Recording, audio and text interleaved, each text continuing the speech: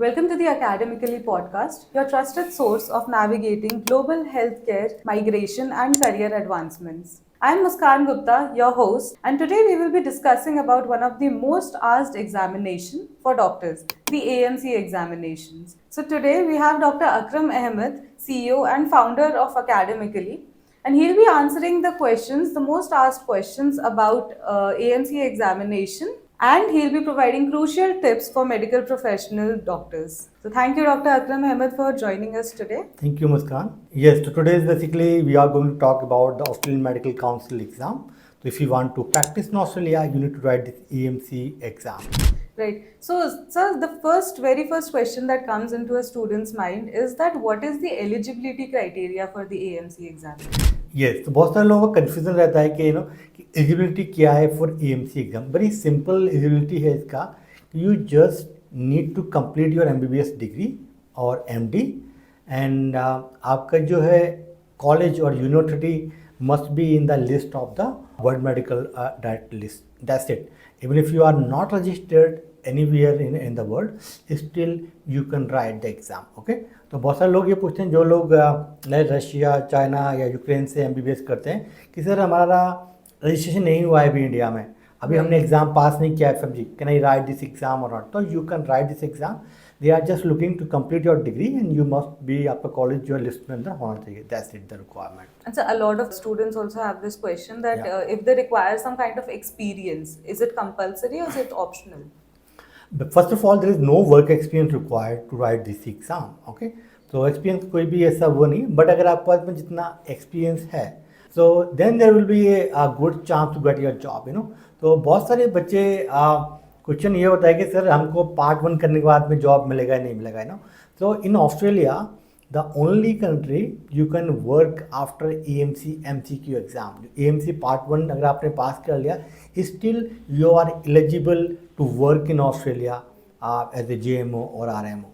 Okay, and also there are a few students who have completed their FMG examination, right? Yes. And but the college is also registered in WDOMS, but it is not ECFMG verified. Yes. So basically in that case, we cannot do anything. So जो आपका college है, जो आपका university है, they need to contact to World Medical Directory. तो they will update. And any college को जो approval मिलता है, फॉर एग्जांपल कोई न्यू कॉलेज इंडिया के अंदर, तो ऑब्वियसली उसको जो है MCI से अप्रूवल लेना पड़ता है, राइट? तो उनका अभी अपडेट वहाँ हुआ नहीं होगा, तो they can connect with them, they need to write the email and give the evidence in all those things that they can update. तो कॉलेज को इन्फॉर्मेशन देना पड़ेगा उनके लिए टू अपडेट फॉर ECFMG के लिए. And also, sir, there are a few students who are aspirants of the AMC examination, but still they are quite confused if they will be getting jobs in Australia or not. So what do you want to say about that? I can say, Australia right now very good country to migrate. Lot of jobs are available, especially if you are want to work. I mean, if you are open to work in the regional areas. So jobs are available in regional areas. Lot of jobs are available. So I don't think so any problem. If I compared with even for UK, आपने pass कर लिया PLAB, still वहाँ पर job नहीं मिल पा रहा है, वहाँ पर सेचुरेशन आ गया है. आप as you know Indians mostly prefer to migrate USMLE के बाद और प्लैब, बट लोग जानते नहीं हैं AMC में जॉब का प्रॉब्लम नहीं है, आपको मिल जाएगा. बट ये डिपेंड करता है कि if you can pass part 1. इसके US में you need to pass both exam, then only you can apply, right? Same for the UK, you need to pass both exam, then only you can apply the job. But Australia में part 1 के बाद में you are eligible to apply.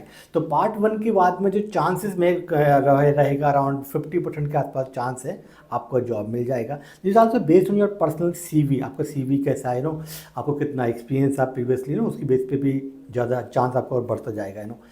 But if you can clear part 2, तो आपका जो है chance बहुत high हो जाता है और आई कैन से कि 99% आपको जॉब मिलेगा if you can clear both exam. And the good news from AMC, both exam you can pass from India itself. Even part 2 exam you can write in India. For UK, for PLAB, part 1 you can write in India, but part 2 you need to travel to UK. Then आपको वहाँ पर accommodation, visa, travel ये सारे खर्चे करने पड़ेंगे. पर part 2 के लिए आप इंडिया से लिख सकते हो, तो इसको ऐसा प्रॉब्लम नहीं है. जॉब का कोई इशू है नहीं, जॉब आपको मिल जाएगा. Okay, and okay, so this is about the AMC examination. So before enrolling, for the examination, students have questions कि वहाँ जाके PG कैसे होगा, right? हाँ And ji. how if they'll be getting the specialization that they want or not. So I mean, it is in very simple. If you want to do PG in India, तो आपने MBBS complete किया, then you need to pass NEET PG exam, and based on your आपका कितना rank आएगा उसकी base पे आपको college मिलता है कि आपको सर्जरी मिलेगा या इंटरनल मेडिसिन मिलेगा या नॉन या फार्माकोलॉजी या कोई और सब्जेक्ट आपको मिलेगा. तो यहाँ ऑस्ट्रेलिया में क्या होता है कि you need to pass both exam AMC 1 and AMC 2, और इसके बाद में you need to work 1 year as a RMO, resident medical officer, आपको 1 साल जॉब करना पड़ता है, and then you are eligible to apply for PG. अब ऑब्वियसली किसी को सर्जरी करना है, बहुत ही कॉम्पिटिटिव ब्रांच है, इंडिया में ही मिलना इजी नहीं होता, वहाँ पर भी थोड़ा सा टफ होता है, बट बहुत सारे ऐसे इजी ब्रांचेज में जो आपको मिल सकती हैं. फॉर एग्जांपल साइकेट्री है, या इंटरनल मेडिसिन हो गया, तो उसके हिसाब से सेम वही है कि आपको जब जनरल रजिस्ट्रेशन मिल जाएगा बोथ एग्जाम पास करने के बाद में, then you are eligible to apply. But there is a both में थोड़ा डिफरेंस ये है कि इंडिया में गवर्नमेंट डिसाइड करता है आपको कौन सा ब्रांच मिलेगा based on your marks in NEET PG, but Australia में आप जो भी ब्रांच करना चाहते हो वो आपको ब्रांच मिल जाएगा उसमें. बट जस्ट ये है कि मे बी आपको फर्स्ट ईयर में ना मिला, नेक्स्ट ईयर आप अप्लाई करोगे, थर्ड ईयर में आप अप्लाई करोगे. फॉर एग्जांपल किसी को सर्जरी करना है तो 2-3-4 साल लग सकते हैं, पर आपको मिलेगा सर्जरी. पर इंडिया में आपको गारंटीड नहीं है कि आपको इंडिया में सर्जरी मिलेगा या नहीं मिलेगा. Okay, and sir, since you mentioned RMO, so there is a confusion going on among students that RMO is going to be paid. Like you have to pay before enter into residency, and then you'll be getting a salary.